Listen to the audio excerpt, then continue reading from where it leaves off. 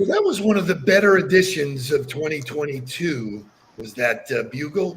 Yeah, 1,000%. I was gonna say, you hear the bugle, you know what that means. It is time for another Nudelberg Daily Huddle, and it's a special edition because it's a Monday, and on every Monday we've got the great Lori Salarulo with us. So doesn't get any better. How old did you want to start your week?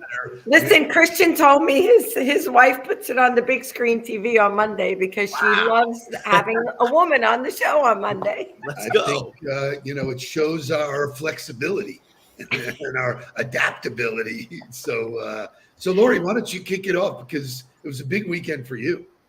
Yeah, let's see. So Saturday, got to speak. The guys weren't feeling so great around here. So Saturday I got to speak. Our friend Cindy Meltzer invited me to be the keynote at the Fit Team conference. And it was really fun. What a great group.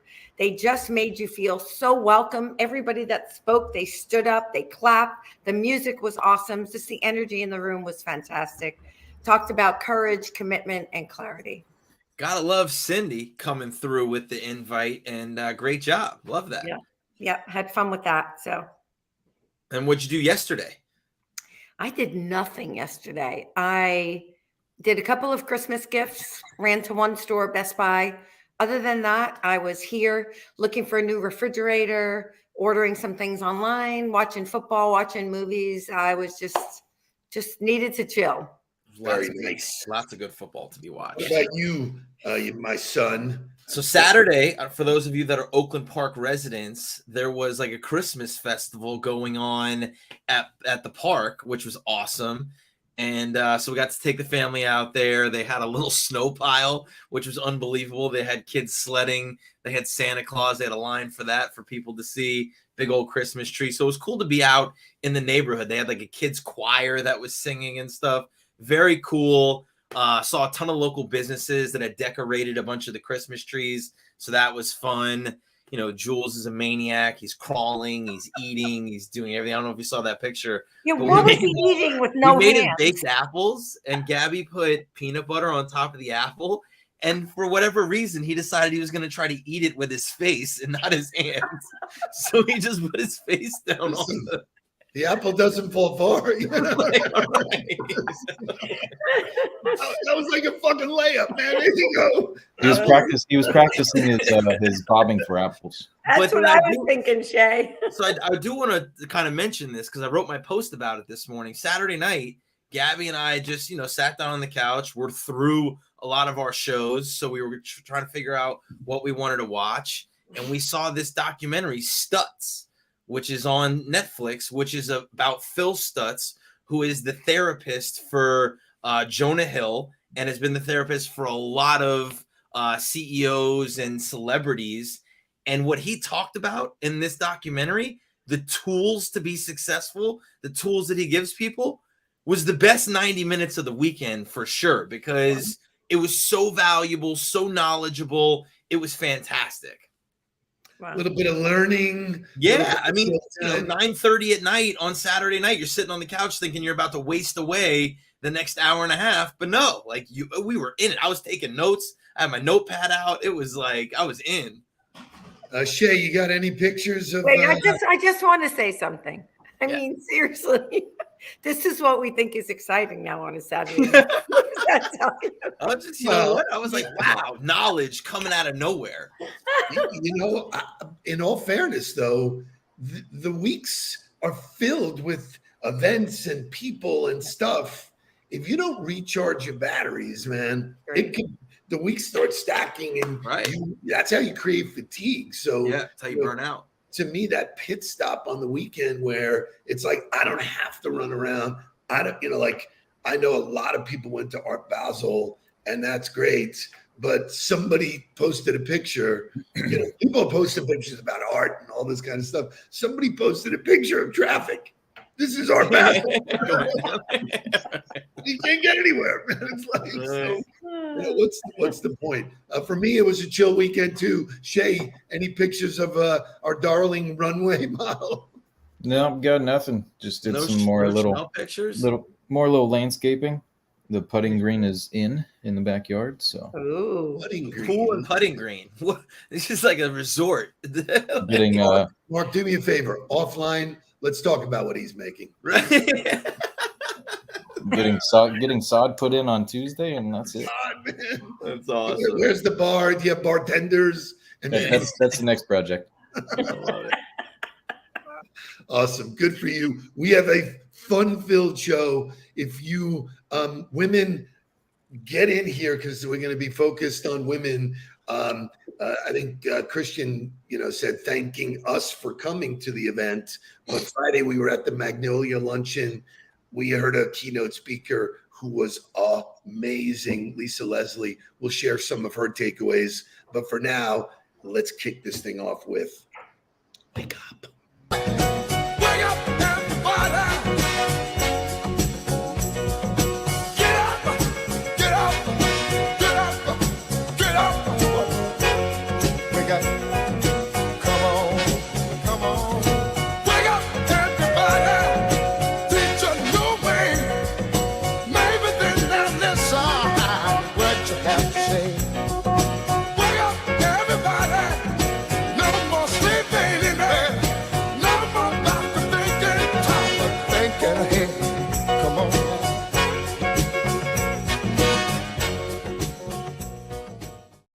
Love it. Love it. Love it. Love it. So looks like John Malazzo is a regular. It's Welcome a regular. aboard. It's official. Might have to get him like a mug or a t-shirt or Everything, something. everything you do, you got to do with consistency. So nice job.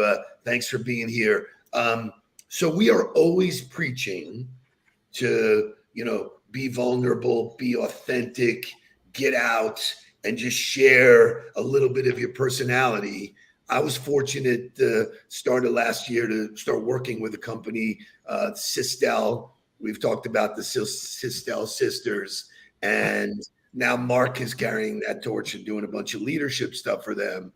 But they posted something that just shows you how far they have come. They had an event Saturday night called Sistelebration, but this was in anticipation of their Christmas or holiday party. Show me celebration, baby. These stars, touch you, you elevate. Touch you, you meet God. I feel like falling in love. I love it. It's so good. And the pictures from the event look phenomenal. And the feedback that they got from the vendors and from the people that were there sounded like it was a really excellent event. So I'm looking forward to catching up with them after the Daily Huddle. I am super proud of them because prior to us, that would have never happened. But you see Ralph in the center, man. Yeah. Yeah. No, So, it is really great to see. So congratulations to them. Now I'm going to ask a question. I know you two know because you've seen the notes, but who is Julianne Stitch? So we're going to pass that out to the audience, those of you that are listening and watching. Can you tell us who Julianne, what is it? Stitch is. How'd you come across Julianne? So it's a hot story right now. I pay attention to clues. I use the weekends to research. I do a lot of reading. There's a lot of things. I don't go down the rabbit hole of shit that's negative. I look for things that are positive, that make me feel good, that are signs of change and people who have achieved great thing. So what is Christian? Is he trying to be funny? Julianne, that's the juice.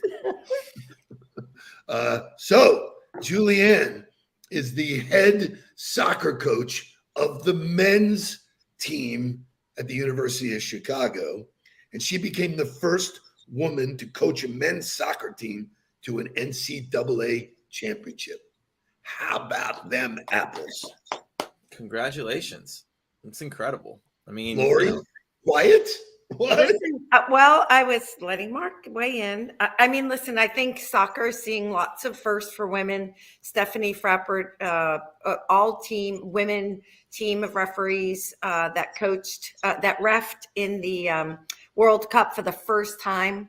So I think the sport is, starting to come Come into the 21st century. The thing I think that's most significant about it is that you have a female that is leading a team of males in a male sport that had success. That to me just says 1,000 things about what's possible, right? And like, how backwards can corporate America be, or could business be, if it can happen in athletics? You're telling me that a woman can't run your business? Like, what are we talking about here? Well, I think I just want to bring up one too. Both articles and both of those examples of women in soccer, right, taking on leadership roles, both talked about how they were so accepted by the men, whether it was on the team that they were coaching or the teams that they were reffing. And I think that's a sign of change as well, right? Because in the past, that might not have gone over real big. So I want to correct myself. Her name is Sitch, not Stitch. Not Stitch. Julianne Sitch. So I'm glad we got that correct. But I do want to direct you to, on this topic, Dave Chappelle does a bit about if LeBron James decided to change genders. Right? We're not going there. We're not going to this joke. I do want to stay on this topic though, because of change and of change in leadership. What's happening right now with Deion Sanders going to the University of Colorado, and for those of you that have not watched his team meeting, unbelievable first meeting, and it's just a different business now, right? Like, he's leaving to go take a job, and he knows that he's taking some of those players from Jackson State with him. Prior to the transfer portal, that's not even possible. Right. That's not even a thought that you could do that. And so now you're seeing somebody who's going from a lower level of ball to a higher level of ball in a matter of resources, and saying, no, I'm going to bring my guys with me, and I'm going to have my core group of dudes that we're going to change this culture, and you're either going to figure out a way to get in with my guys, or you're going to be out of here. And he says that to the team. I'm going to just go watch it. Have everybody go watch it, because the way he addresses the team in changing culture was phenomenal. Well, I'm going to play it tomorrow, because tomorrow I want to talk about the bowl games. There was so many lessons to take away, but in fairness, I want to keep this on education, women. I want to talk about, Lisa Leslie today, but Merriam-Webster Dictionary came out with the word of the year, and the word of the year is gaslighting. Mark, Lori, do you know what gaslighting is? I'm going to need the definition. I mean, I know what it is in sense, but I need the definition. I think it's when you're, because I heard this once, probably a few months ago was the first time I heard it. And I think it was, the person was referring to that the other person was trying to make them feel that their opinion, right, was not right. And then kind of changing, right, what happened and how it went down and all of that. So it's kind of like manipulation. So the term I've always used for this is stirring the pot, right? Like, you're in a conversation with a group of people or with somebody, and like, you throw out the comment that is going to trigger everybody in the room, even if you don't believe it. It might not even be something that you stand behind or that you believe, but you're putting it out there to start the fire. Shay, can I have an X, please? For both of you. I was going to say, I don't think that is the literate human beings. Yes, you're wrong. It's manipulation. And this is very important from leadership. This is insane how important this is. To gaslight someone means to manipulate them into doubting their own perceptions, experiences, understanding of events. And that's according to the American Psychological Association. So what it really means is when a boss has no idea about a subject, but they make another person who works for them feel like you don't know what the hell you're doing. If it were me, I would have done it this way. You know who you are, or questioning who you are. Questioning who you are, your abilities, your capabilities. Listen, if I had done that to you, the online side of our business would never happen. The reason why your job as a leader is to remove the obstacles so that smarter people can get to the top. That is your job. I firmly believe that. I don't know that I was great at that in the beginning of my career. I know I learned it. I knew it and then learned it. But this gaslighting thing is a big deal because there's people popping off at the mouth who are in authority who don't know, which I will tell you, one of the biggest things about this is when you get flack, you work for a company, you get flack for doing your own social media. That is clearly gaslighting. Right. That is, you don't know what the hell are you talking about? You know, it's true.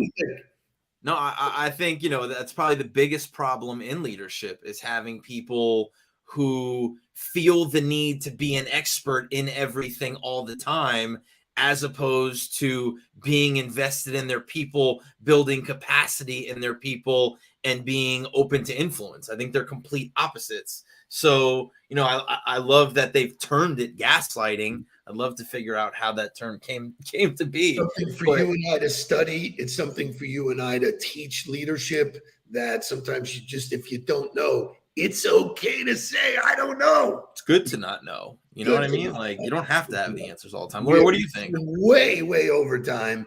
I'm going to skip motivational music. And Shay, show me the Magnolia Luncheon. Boom. What a fun day. Now look at the size of Lisa Leslie. We got to take a picture with her. 6'4" without heels, if you remember correctly. But that's the tallest woman I can remember being around. But she gets on stage, they do an interview style. What's both of your perceptions? Because she left a lot of nuggets. But what was your perception of her? Laura, you want to go first? Sure. I thought, first of all, very real, right? That was the first thing that hit me. She was funny. She was, she was authentic. And I think that's why everybody could relate to what she was saying. I thought it was really interesting because she said, people look at her, see that she's 6'4" and figure, oh, she can dunk the ball. She can, right? She was the first woman to dunk. She talked about that. But she talked about the hard work and the discipline and what it took, right? It wasn't just her height. But she had always been a kid who was really focused and disciplined. You could hear that in her talk. And so I think that is her nature. But I really liked her. I love that she had her daughter there with her because I think our daughters need to come with us to see their moms. I remember when my daughter said to me, it was towards the end of the divorce, and she said, Mom, but moms don't work. Right. And so I love that she had her daughter there and was a role model for her that day. So I really enjoyed her. She wasn't preachy. She was as down to earth and authentic and genuine and human as you could be. As somebody who's been an Olympian and won gold medals, been a professional athlete and won championships, the first to do this, the first to do that, and to be an extraordinarily large human. When they said she was a badass woman, I said no, she is a tall badass woman. Right. Like to have all of those things and to be somebody that you felt like you were looking at eye to eye with, and then drop all of the nuggets that she dropped was phenomenal. Like you said, Laura, you can't get away from the fact that the underlying theme to everything she said was discipline. Yeah. When she talked for me, when she told the story about when she started to travel for basketball young, someone referred to her as poor. And she goes, what are you talking about? Right. I'm not poor. She thought she was rich, which to me was like a mic drop. It was like, it's all in your head, figuring out what success is. I thought what you focus on, right? For her, she was like, I didn't know that everybody else had more than me. So I was like, what we have is what we have, and it's enough to work, I think I don't know if you guys caught this, and maybe as a woman, right, I was more sensitive or more in tune with what she said, but she talked about when she had her kids and she was still playing basketball. Yeah. And they asked her about balance. And she was like, there's no freaking thing as balance, right? And she said, but it's hard to give 100% to anything when you've got that many things pulling at you. And I think, and she said what I always say, would you ask a man if he's got balance in his life? No. The answer is absolutely, unequivocally no. Unbelievable. Mark, give me her 3 keys to success. So the 3 keys to success, the first one was prayer. Amen. The second one was written goals to remind you of the sacrifice. So that to me was, she didn't just say, just write your goals down. She said, write your goals down so that you know what you're sacrificing. And I could talk about sacrifice for a while because that was a big thing in yesterday's liturgy. But the third thing was the actual sacrifice. So prayer, written goals, and then knowing what the sacrifice is and having that tangible so that you're not unaware, right? Like, I write my goals down, I know exactly what they are, and right next to what those goals are that I want, or what are the things I have to give up, or what are the things I have to turn over in order to be able to get those things and reach what I want to do. But it all started with prayer for her. So I thought those were 3 really great fundamentals. Lori, bring us home. Shay, we need overtime. Can I see overtime, please? Because, Lori, I want you to talk about choice. Yeah. And we'll go to overtime. So I thought what she left us with was invaluable. And I actually, on Saturday, over the weekend, when I was talking about courage and commitment and clarity, said courage is a choice. Commitment is a choice, right? You have a choice to be bold and go for it or not. And she talked about choices, right? And making choices in life. And then she made it into whatever they call that. Acronym. Thank you. So choice. C was for competence, and right, but knowledge and gaining knowledge. Educating yourself. Educating yourself. H Huge. was for hard. Yeah. H was for hard work. O was for optimism, being positive, looking at things with a positive attitude. I was for integrity, and she talked about that being really, really an important ingredient. C was for courage, and E was for execution. And she talked a little bit about execution. And I even said that on Saturday. Commitment is great, but courage is great, but courage without commitment does not equal execution, right?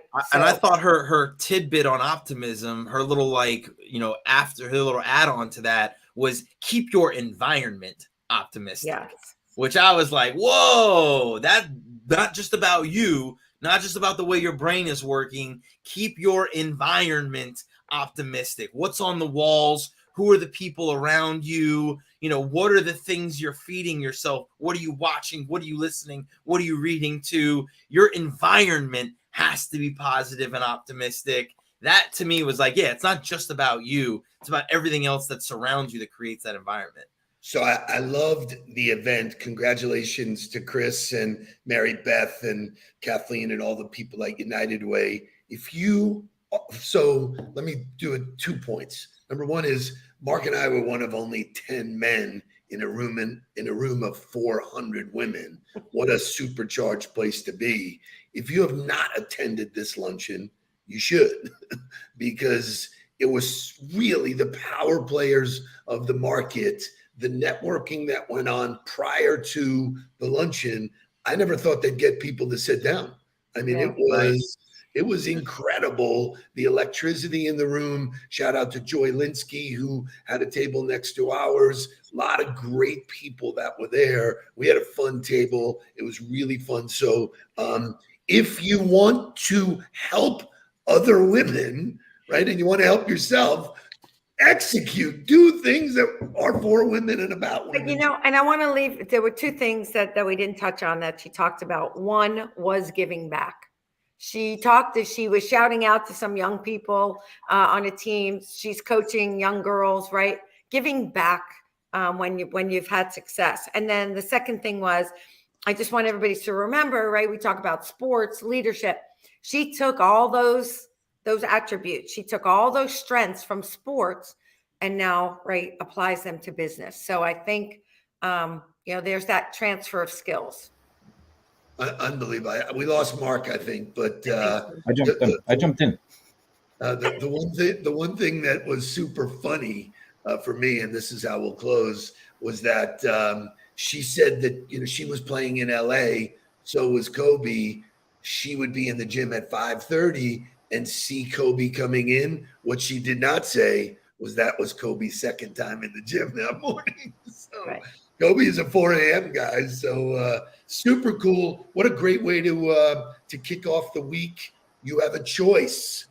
Follow the steps of people who have done it before. Lori, as always, thank you for joining us. Love It's it. Thank you delightful. for having me. Have a great week. I think I see you once or twice this week, which will be great. But for everybody, let's get on the ball.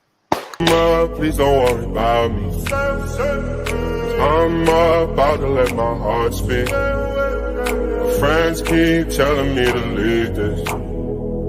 So let's get down to business.